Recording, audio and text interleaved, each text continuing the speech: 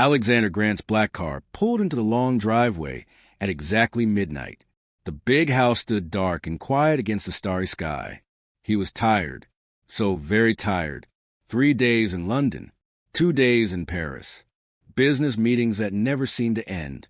His phone buzzed with another email, but he ignored it. All he wanted was his bed. He turned off the car and sat in the silence. The house looked peaceful. Too peaceful. Something felt different tonight, but he couldn't explain what. Alexander grabbed his suitcase and walked to the front door. His expensive shoes clicked on the marble floor as he stepped inside. The grandfather clock in the hallway ticked loudly. Tick, tock, tick, tock. Then he heard it, a sound that made his heart stop. Crying. Soft, broken crying coming from upstairs. From Sophia's room. His daughter's room. Alexander dropped his suitcase. It hit the floor with a heavy thud. He ran toward the stairs, taking them 2 at a time. His mind raced with terrible thoughts. Was Sophia hurt? Was someone in the house? Why was someone crying? The hallway upstairs was dark, except for a thin line of light coming from under Sophia's door. The crying grew louder. Alexander's hands shook as he reached for the doorknob. He threw the door open. The sight before him made his blood run cold. There, in the moonlight streaming through the window, stood Clara Evans, his cleaner. She was bent over Sophia's bed, holding something in her trembling hands. Sophia lay completely still, her small body tucked under the pink blankets. Too still. Way too still. What are you doing? Alexander's voice came out like thunder. Clara jumped and spun around. Her face was wet with tears. In her hands was a small brown bottle. Medicine. The light from the bedside lamp made shadows dance across her frightened face. Mr. Grant, I was just... Clara's voice broke. Step away from my daughter. Alexander rushed forward, his heart pounding so hard he could hear in his ears. Step away right now. Clara moved back, but she kept holding the bottle. Her eyes were wide with fear. Please, sir, you don't understand. I understand perfectly. Alexander looked at Sophia. His beautiful 7-year-old daughter hadn't moved. Her chest rose and fell so slowly. Too slowly. What did you give her? What's in that bottle? Nothing. I swear I gave her nothing yet. I was about to... About to what? Poison my daughter? The words exploded from Alexander's mouth. He grabbed his phone from his pocket. I'm calling the police right now. No. Please. Clara fell to her knees, still clutching the bottle. Tears streamed down her face. You have to listen to me. Sophia is sick. Very sick. Look at her. Alexander stopped. He looked at his daughter properly for the first time since bursting into the room. Sophia's face was pale. So pale it looked like paper. Her lips had a slight blue tint. When had that happened? When had his little girl become so thin, so fragile? She's been sick for 5 days, Clara sobbed. 5 days, Mr. Grant. Coughing, fever, barely eating. I tried to tell your assistant. I tried to call you, but you were always in meetings, always too busy. That's not true. But even as Alexander said it, he remembered, ignored calls from unknown numbers, messages from his assistant that he'd meant to read later that never came. I heard her tonight, Clara continued, her voice shaking. Coughing so bad she couldn't breathe right. I came to check on her. This medicine is for fever. Just fever medicine, sir. The kind my own daughters took. I was only trying to help because... She couldn't finish. The crying took over. Alexander stared at the bottle in Clara's hands. Then at Sophia. His mind felt like it was splitting in two. One part screamed that this woman was a stranger hovering over his child at midnight. The other part whispered something he didn't want to hear. Where had he been? Give me the bottle. His voice was quieter now, but still hard. Clara handed it over with shaking hands. Alexander looked at the label. Children's fever medicine. The regular kind from any store. Nothing strange. Nothing dangerous. He walked to Sophia's bed and touched her forehead. It was burning hot. How long has she had this fever? He asked. 3 days at least, maybe 4. Clara wiped her eyes with her sleeve. The housekeeper, Mrs. Chun, she's been off sick herself. I'm the only one who comes every day. I've been watching Sophia, bringing her soup, checking on her. But tonight she got worse. Much worse. I got scared. Alexander felt something crack inside his chest. He'd been gone for 8 days this time.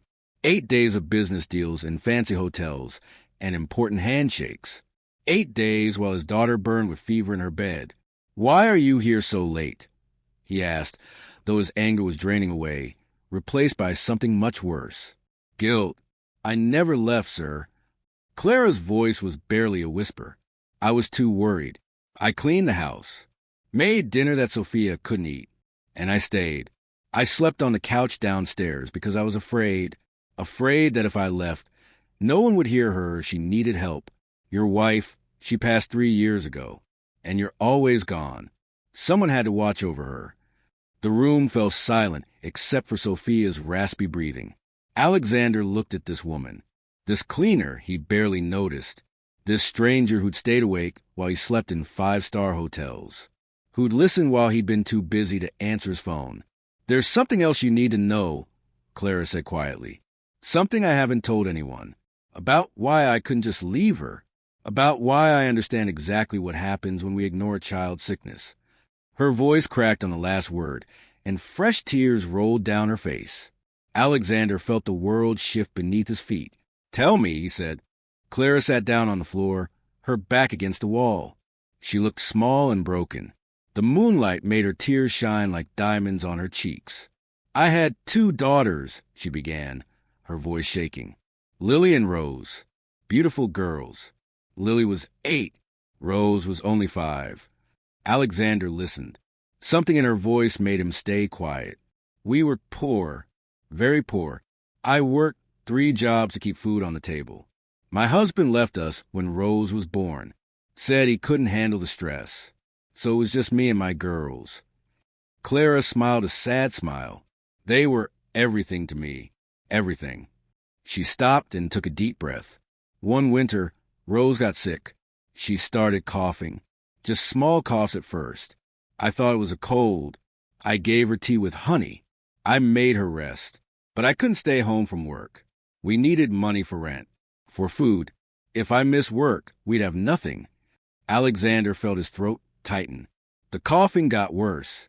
Rose started having fevers. But I kept telling myself it would pass. Colds always pass, right? Clara's voice cracked. I was wrong. So wrong. One night, Lily ran to my room screaming. Rose couldn't breathe properly. Her lips were turning blue. I called for an ambulance, but we lived far from the hospital. By the time they came, she couldn't continue. The crying took over again. But Alexander understood. He understood everything.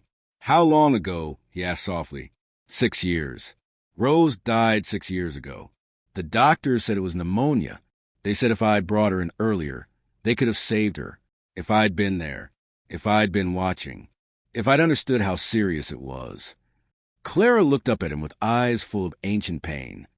"I promised myself that night I would never let another child suffer, because no one was paying attention.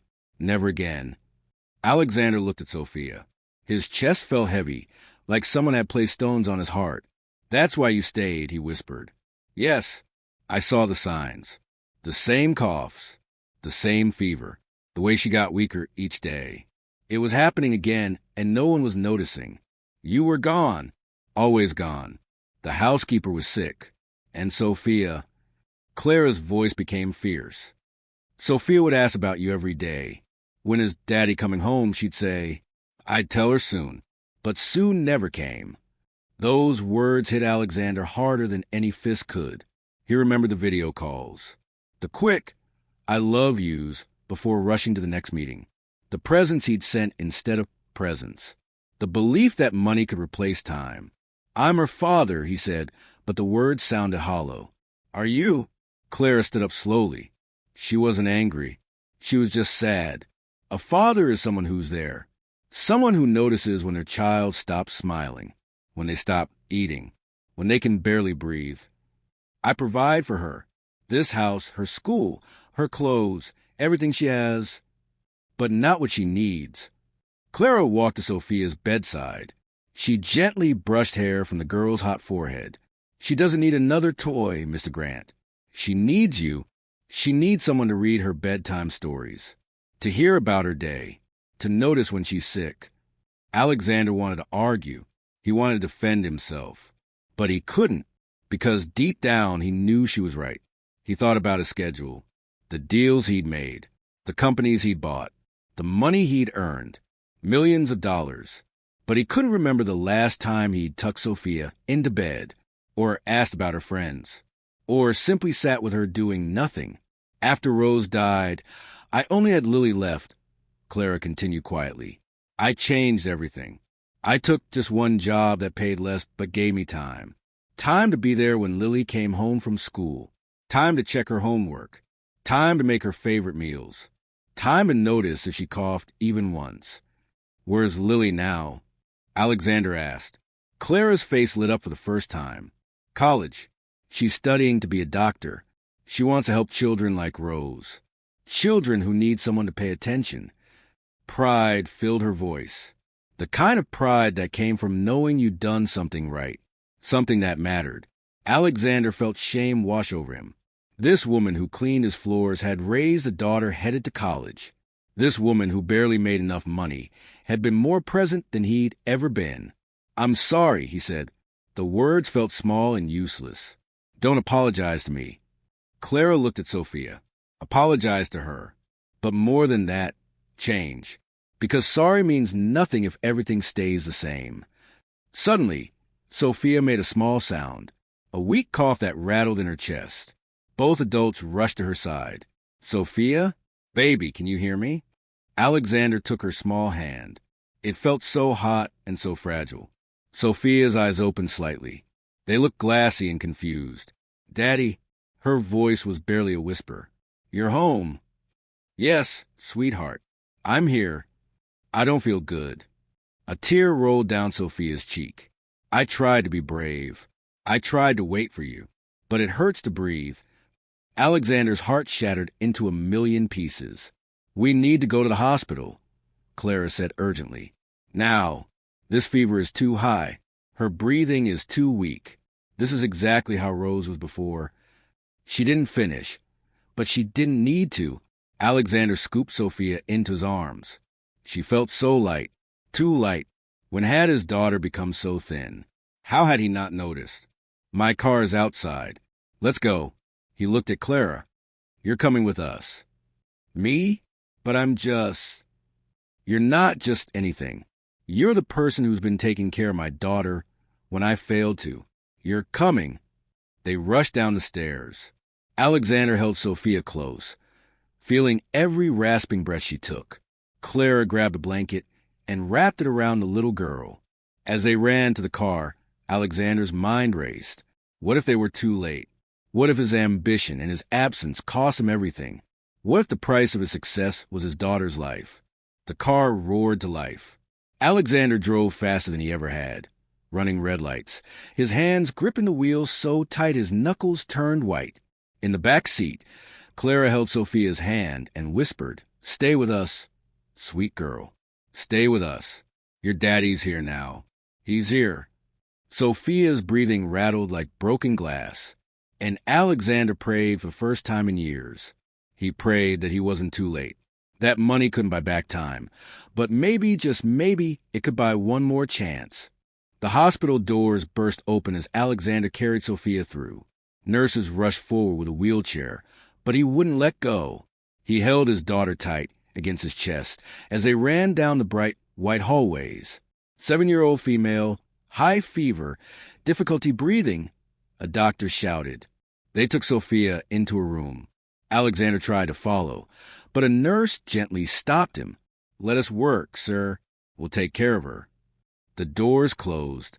Alexander stood there, frozen, his expensive suit wrinkled, his perfect hair messy, his powerful hands shaking, all his money, all his success, and he couldn't do anything but wait. Clara stood beside him. She put a gentle hand on his arm.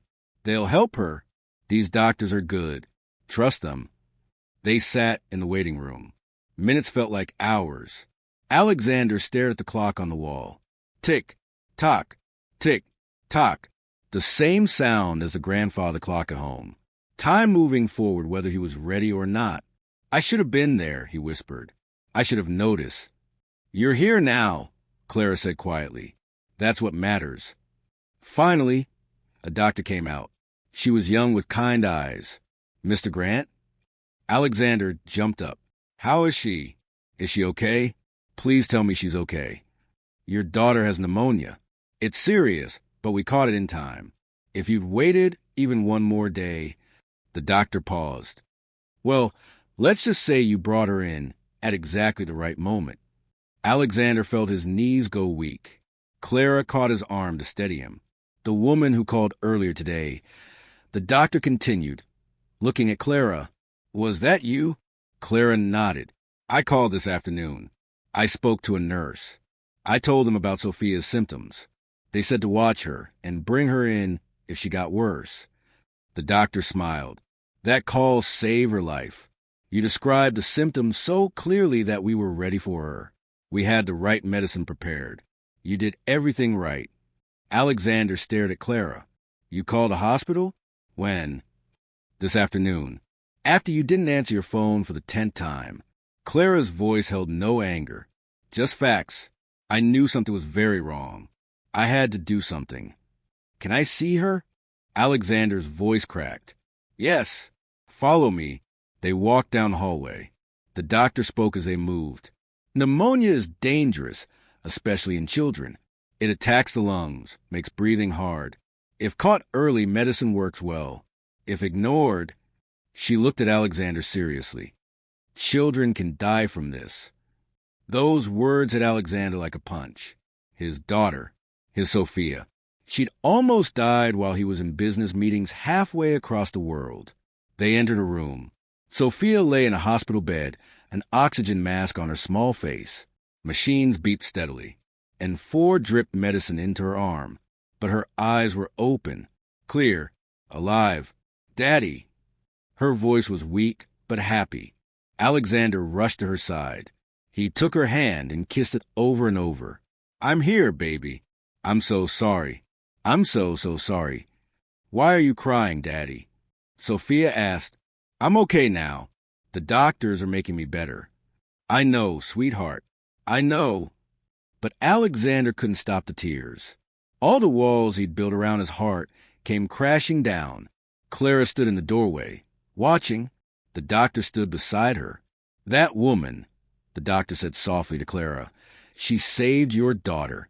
"No," Alexander said, hearing them. He looked at Clara through his tears. "She saved my daughter because I wasn't there to do it myself." The doctor left them alone. Clara moved to leave too, but Alexander stopped her. "Please stay. Please. I need to say something." He looked at Sophia. "We both need to hear this." Clara sat down in the chair by the window. Alexander took a deep breath. "For 3 years, since my wife died, I've been running into work, into meetings, into anything that kept me from feeling the pain of losing her. I told myself I was working hard for Sophia, to give her the best life, the best house, the best school, the best everything." He looked at his daughter. "But I forgot the most important thing. I forgot that the best thing I could give you was me. My time, my attention, my presence." "I missed you, Daddy," Sophia whispered. "I missed you so much." "I know, baby, and I'm sorry." Alexander turned to Clara. "You asked me earlier if I was really her father. The truth is, I haven't been. Not really. You've been more of a parent to her these past weeks than I've been in months." Clara shook her head. "I'm not trying to replace you, Mr. Grant. I know, but you did what I should have done. You noticed. You cared. You acted." Alexander's voice grew stronger. "You told me that wealth buys many things, but not back time. You're right. I can't buy back the moments I missed, the bedtimes I skipped, the coughs I didn't hear. But I can change what happens next." "What do you mean?" Clara asked. "I'm done with the constant travel. Done putting business before my daughter. Done being too busy for the only thing that actually matters. He looked at Sophia. I'm going to be here, really here, every morning, every night, every moment I can. Sophia smiled. Even with the oxygen mask, even looking so tired, she smiled so bright it lit up the whole room.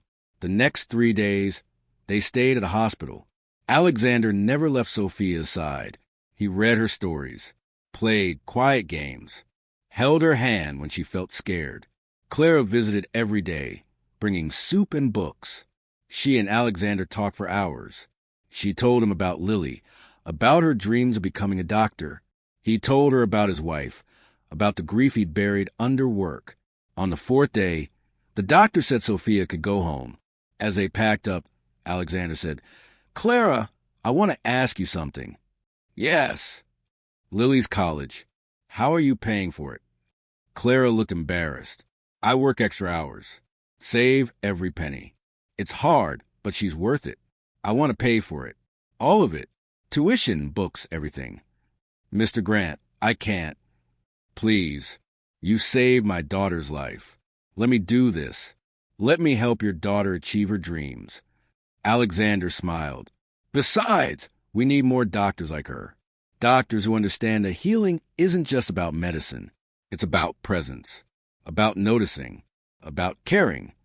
Clara's eyes filled with tears. Thank you so much. They went home together. Alexander carried Sophia inside.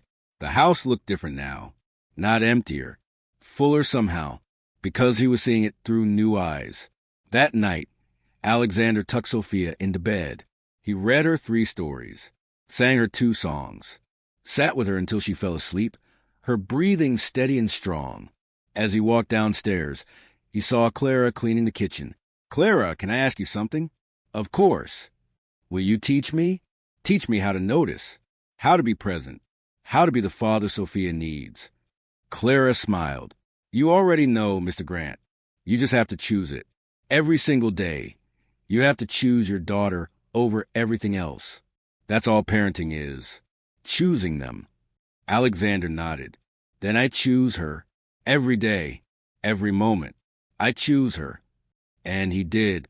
Alexander cut his travel to almost nothing. He hired people to handle the meetings he used to fly across the world for. He learned to say no to business and yes to dance recitals, homework help, and bedtime stories. Some colleagues said he was throwing away his career, that he'd regret it.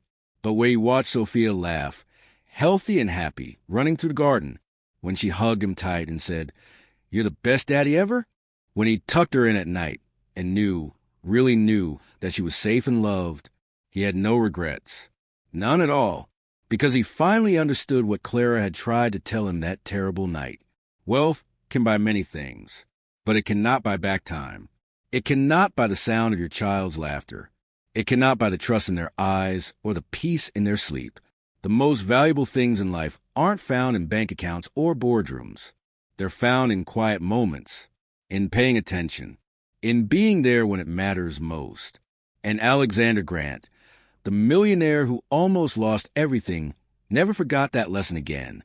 If this story touched your heart, please share it with someone who needs to remember what truly matters. Subscribe for more stories that remind us to choose presence over prestige, love over luxury, and time over treasure. Because the greatest wealth isn't what we own, it's who we love and how we show up for them.